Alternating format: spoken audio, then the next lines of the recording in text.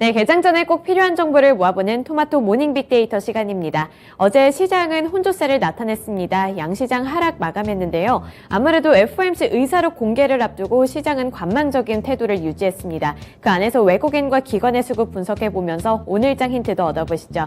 코스피 시장부터 살펴보겠습니다. 네, 우선 외국인 쪽 리스트 살펴보시면 LG 에너지 솔루션을 가장 많이 매수했습니다. 그 밑으로 보시면 삼성 SDI처럼 이렇게 2차 전지 셀업체 쪽에서 외국인의 매수세가 포착이 됐고요. 밑으로는 현대모비스, SK하이닉스, 포스코케미칼이 있습니다. 어제 주가는 SK하이닉스를 제외하고는 모두 하락 마감을 했는데 외국인은 이 나머지 종목들을 모두 저점 매수 기회로 삼았습니다. 네, 이어서 기관 쪽도 살펴보겠습니다. 기관 살펴보시면 LG전자를 가장 많이 사들이는 모습이 나타났는데요. LG전자는 하반기 실적 개선 기대감을 안고 있는 종목입니다. 2분기 성적을 저점으로 하반기부터는 주가가 회복세를 나타낼 것이라는 증권가의 분석이 연이어서 호재로 작용을 하고 있고요. 이에 따라 기관 쪽에서는 4거래일 연속으로 순매수세를 나타내고 있습니다. 네, 그리고 밑으로 보시면 SK그룹주들이 일제히 기관의 수급을 받았는데요. SK이노베이션 그리고 SK가 있습니다.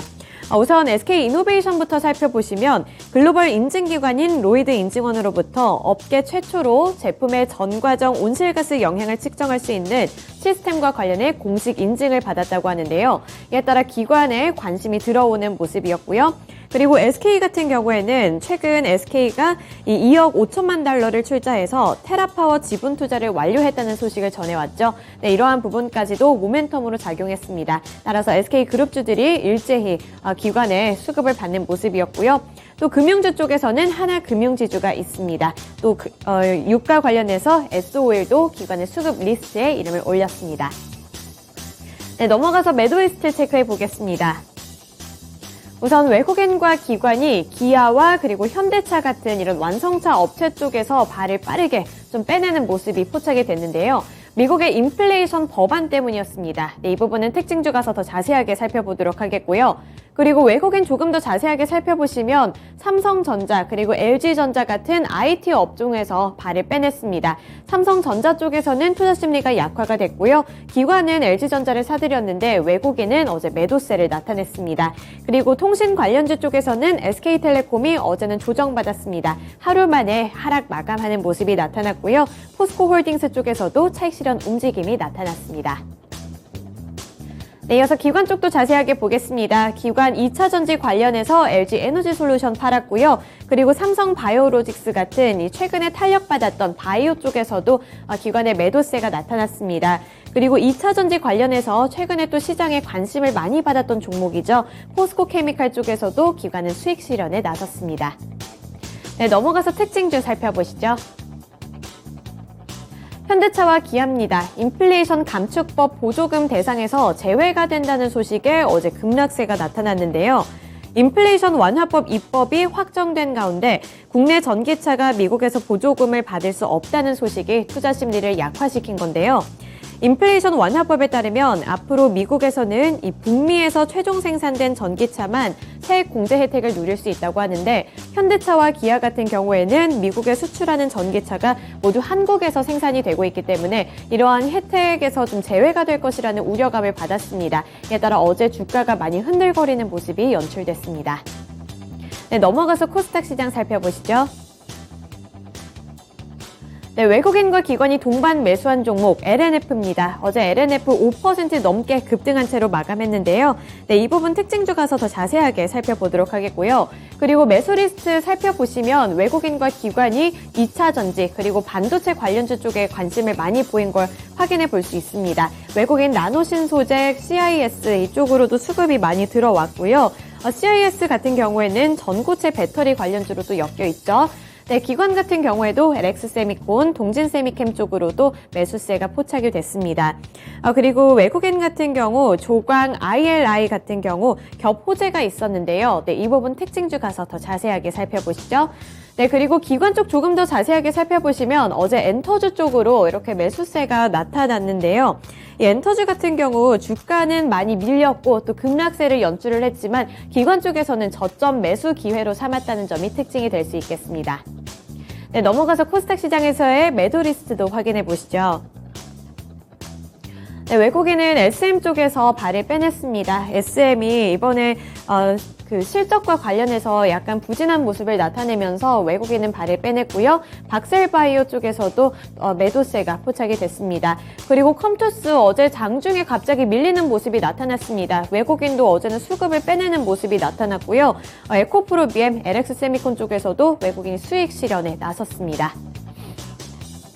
네, 넘어가서 기관 쪽 살펴보시면 셀트리온 헬스케어 가장 많이 매도했습니다. 이 셀트리온 헬스케어 같은 경우 2분기에 깜짝 실적을 발표하면서 하반기에 매출 성장 기대감까지 안고 있다고 하는데요.